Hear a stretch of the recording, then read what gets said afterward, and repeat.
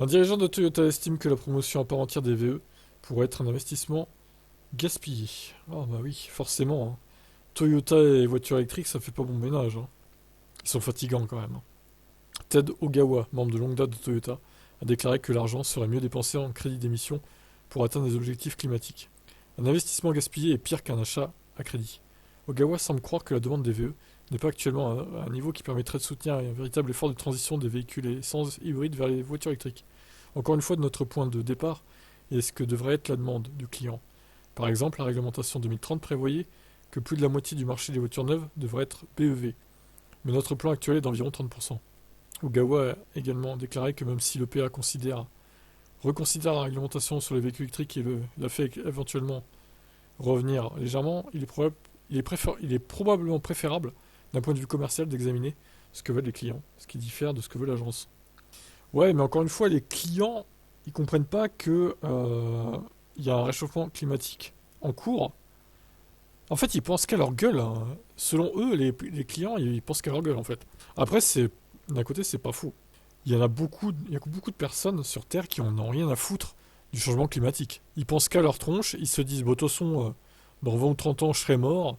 Alors, le changement climatique, ça me concerne pas. Mais pensez à vos enfants, à vos petits-enfants, sérieusement. Même si vous avez la quarantaine, cinquantaine, dans 30 ans, vous êtes mort, votre descendance ne le sera pas. Donc il faut aussi prendre ça en compte, je pense, hein. Je sais que le PA est en train de reconsidérer le niveau de réglementation. Nous respectons la réglementation, mais la demande des clients est plus importante. Il a développé ce point en déclarant que l'entreprise ferait mieux d'acheter des crédits auprès d'autres constructeurs automobiles plutôt que de vivre avec un investissement gaspillé, où elle consacrera des milliards de dollars au développement de véhicules électriques, y compris la fabrication de batteries, pour pouvoir bénéficier des incitations américaines par exemple. En fait, quand il dit investissement gaspillé, il pense que le VE en fait c'est temporaire et que ça va passer de mode, j'ai l'impression. Parce qu'un investissement gaspillé, pour moi, c'est ça, quoi. Tu t'investis dans un truc, mais 10 ans après, ce sera plus bon, donc ça marchera plus. Mais non, en fait, le VE, c'est jamais un investissement gaspillé. Le VE, ça va durer dans le temps. C'est pas un effet de mode.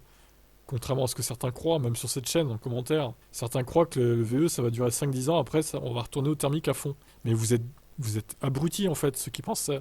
Ceux qui pensaient ça, je comprends pas votre logique. Le VE va faire que s'accroître au fur et à mesure que le temps passe. Ça ne peut pas être un investissement gaspillé, putain, mais il résonne à l'envers chez Toyota, c'est incroyable. Bon, après, il parle de Toyota Australie, on l'a déjà vu, voilà. Il résume ça, Toyota n'est pas anti-VE, bah si, un peu, hein, désolé, hein. Quand même, hein, quand même. Après, ils mettent ça sur le dos des clients par rapport à la demande des clients, mais eux-mêmes ne croient pas au VE, en fait. C'est ça le truc. Je souhaite que cette marque, tant qu'ils changeront pas de mood, enfin, d'objectif, je souhaite, s'il reste comme ça, je souhaite qu'il coule, Toyota, franchement. S'il reste dans cette mouvance-là, pro-thermique anti-VE, je souhaite que cette marque coule. Du plus profond de mon être, franchement. Je vous laisse commenter.